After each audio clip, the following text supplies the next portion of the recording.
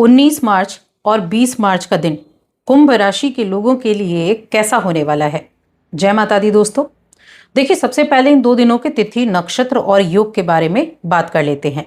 अब 19 मार्च से चैत्र मास की नवरात्रि शुरू हो रही है।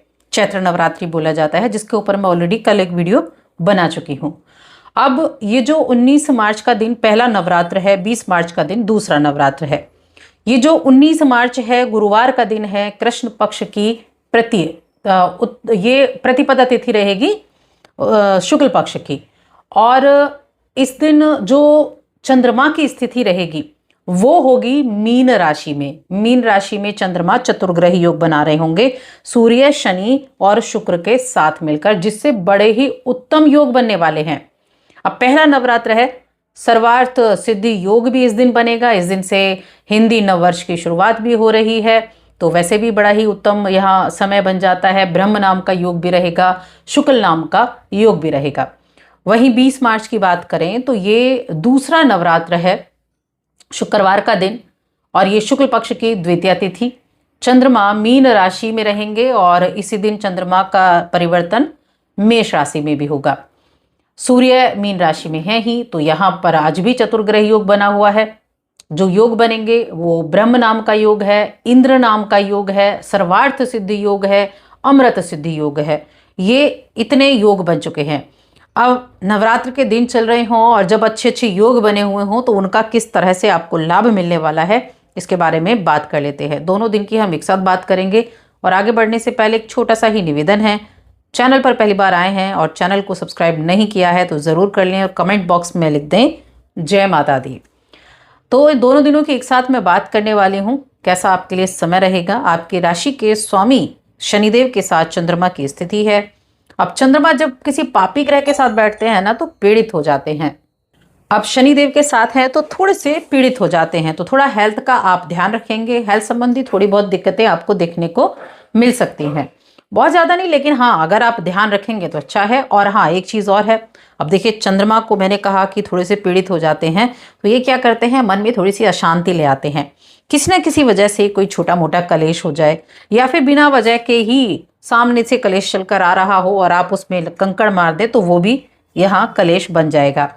तो थोड़ा सा एकांत में समय बिताने की कोशिश करें, ताकि किसी से किसी भी तरह का आर्ग्यूमेंट ना हो, किसी से कलह कलेश की चेतावनी आपको मिले तो वो रुक जाए। तो थोड़ा सा यहाँ मेंटली और फिजिकली दोनों आपको ध्यान रखना है। अब आगे की बात करते हैं। ये थी सेहत की बात। बाकी अगर हम चीज़ें देखें तो बड़ा अच्छा यहाँ संयोग बना हुआ है। देखिए, धन संपत्ति के मामले में ये दोनों ही दिन बड़े उत्तम हैं। बिजनेस आप कर रहे हैं तो उस मामले में भी बड़े अच्छे रिजल्ट आपको मिलने वाले हैं। जिन लोगों ने किसी तरह का इन्वेस्ट किया हुआ था, उनको उस इन्वेस्टमेंट से फायदा होने की बहुत ज़्यादा संभावनाएं बन रही हैं कि आपको एकदम से लगे कि जो आपने इन्वेस्ट किया था यार वो तो बढ़ गया है। तो ऐसी स्थिति होने वाली है। आप कई बार होता है ना कि जब हम जीवन में हमारी चीज़ें चल रही होती हैं, कुछ उथल पुथल करने वाली होती हैं और कुछ अच्छी चीज़ें भी होती हैं, लेकिन ज़िंदगी के सबक को जानने और सीखने के लिए इन सभी चीज़ों की आवश्यकता है।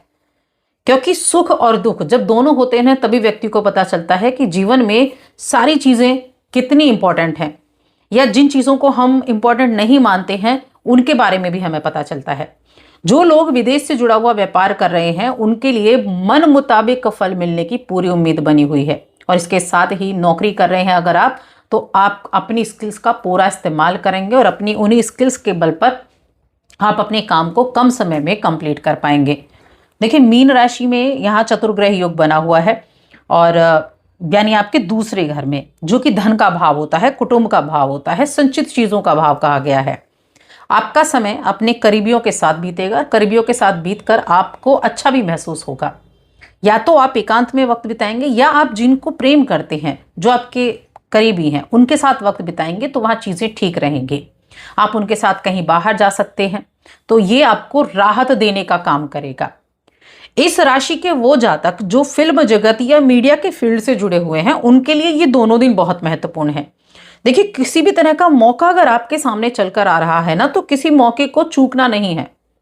व्यवसाय करने वाले अपने कार्यक्षेत्र या मित्रों की तरफ से आपको अपने जो बिजनेस है उसमें अच्छी खबर सुनने को मिल सकती है और अवसर सुनने को मिल सकता है। खास तौर से तो कि कोई अपॉर्चुनिटी आपके पास हो तो बिल्कुल भी न जाने दें अपॉर्चुनिटी को, क्योंकि वहां से आपको सफलता मिलेगी, वहां से आपको आर्थिक लाभ होना तय है। जब आप सही तरीके से रणनीति बनाते हैं, सही तरीके से आर्थिक योजना के लिए आप काम करते हैं, तो वहां से अच्छा लाभ आपको मिलेगा। एक अच्छा बजट बनाकर प्लान करें, बढ़िया से व्यवस्थित करें, पैसे का ठीक से उपयोग करें, तो इसका सही लाभ भी मिलेगा और आपका बैंक बैलेंस भी बढ़ेगा। तो चीजों को बस बारीकी से आपको समझने की आवश्यकता है। देखिए, द्वितीय भाव में जो ये जो चार चार ग्रह बैठे हुए हैं ना, और छठे घर के स्वामी हैं आपके चंद्रमा। चंद्रमा छठे घर के स्वामी, जिसको हम रोग, रिपु, ऋण और सेवा यानी नौकरी का घर कहते हैं। सूर्य सप्तम भाव के स्वामी है, जो व्यापार का और पार्टनरशिप का भाव है, दोनों धन भाव में है। शुक्र देव जो आपके भाग्य भाव और आपके चौथे भाव यानी योग कारक ग्रह, उनके स्वामी है केंद्र के और त्रिकोण के, और ये भी आपके द्वितीय भाव में बैठे हैं। तो एक तरह से आपके किए गए एफर्ट और आपकी समझदारी से किए गए कार्य ही आपको धन लाभ करा सकते हैं। तो धन की स्थिति मैं कहूंगी बहुत अच्छी है। ये आपके ऊपर डिपेंड करेगा कि आप चीजों का कितना फायदा उठा पाते हैं, आप कितना चारों तरफ अपने लिए पैसे की इनकम को देख पाते हैं। तो ये आपके ऊपर डिपेंड करेगा, लेकिन हाँ, समय बहुत अच्छा है। राशि के स्वामी वहां बैठे ही है, जो कि कर्म के कारक भी कहे गए हैं, 10वें भाव के कारक भी कहे गए हैं, अष्टम के भी कहे गए हैं। तो पीड़ा होनी तय है, छोटी मोटी परेशानियां आती रहती हैं, उनसे कोई डरने वाली चीज होती नहीं है, क्योंकि ये हमारा जीवन है उसका एक हिस्सा है।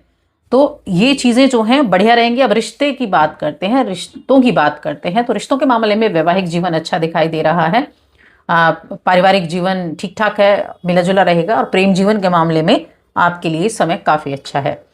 चीजों को देखकर पहचानेंगे। आज ऑफिस में, इन 2 दिनों में ऑफिस में कोई हो सकता है आपके ऊपर फिदा है, तो थोड़ा धीरज रखना है, क्योंकि पहले चीज़ों को बैलेंस करना है, उसके बाद आगे कदम बढ़ाएं, वरना ये आपके करियर को बिगाड़ सकता है। पार्टनर के साथ आपके लिए बहुत मन में एक भावुकता रहेगी, और अगर आप दोनों एक ही जगह पर एक ही साथ जॉब करते हैं तो काफ़ी अच्छा ये आपका दिन बीतने वाला है। स्टूडेंट्स की बात करते हैं। स्टूडेंट्स के लिए देखिए, पंचम भाव में गुरु बृहस्पति हैं, 11वें घर को देख रहे हैं, और पंचम भाव के स्वामी बुध देव राशि के में बैठे हुए हैं। तो जितना अधिक इस्तेमाल आप अपनी समझ का, अपनी बुद्धि का करेंगे, उतना ज़्यादा बेनिफिट आपको देखने को मिलेगा।